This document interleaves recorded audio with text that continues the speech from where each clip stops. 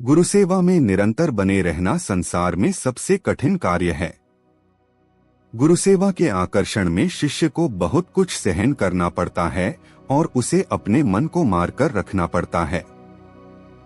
सेवक की अपनी इच्छा, सम्मान भावना या आकांक्षा कुछ नहीं होती, गुरुसेवा ही मुख्य होती है। गुरुसेवक इसी भाव को पकड़कर चलता रहता है तथा अन्य सभी बातों को गौण मानकर पृष्ठभूमि में धकेलता रहता है। गुरुसेवा में जनसमाज से व्यवहार भी गुरुसेवा का ही अंग है, किंतु लोगों की सभी अपेक्षाओं को पूरा कर पाना किसी के भी वश की बात नहीं।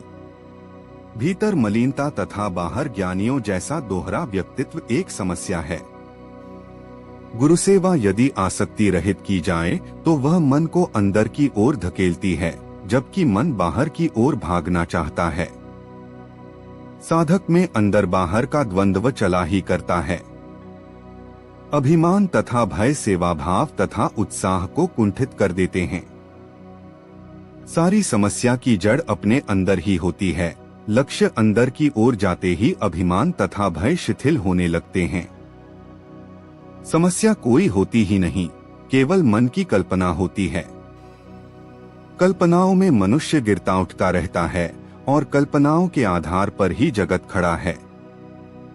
गुरु की उपयोगिता कल्पनालोक में यथार्थता का ज्ञान कराना है। तुम ऐसा सोचो कि दूसरे के माध्यम से तुम अपने आप को समझा रहे हो। वक्तृत्व का मार्ग यह है कि वक्ता स्वयं पर लक्ष्य रखकर अपने अवगुणों को सामने करके बोले, जिससे वक्ता और श्रोता दोनों लाभान्वित होते हैं। जब कठिनाइयां आती हैं, चारों ओर अंधकार फैलता है, मनुष्य नितांत अकेला रह जाता है। यदि ऐसे समय में भी स्थिरता धारण किए रहता है तो आध्यात्मिकता के द्वार खुल जाते हैं। हर प्रकार की प्रतिकूल परिस्थितियों में भी मन को वश में किए रखे तथा आशा की डोरी को कसकर पकड़े रखे तो उसका बेड़ा पार हो जाता है। जगत में अनुकूल प्रतिकूल जो कुछ भी घटित होता है, सब मन की कल्पना या वासना है।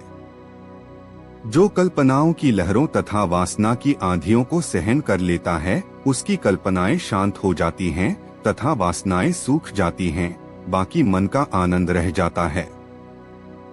साधक का काम लहरों तथा आंधियों से बचने का उपाय करना नहीं, सहन करना है ताकि उनका उद्गम सूख जाए। बचने का उपाय मन की दुर्बलता है, यही पलायन है।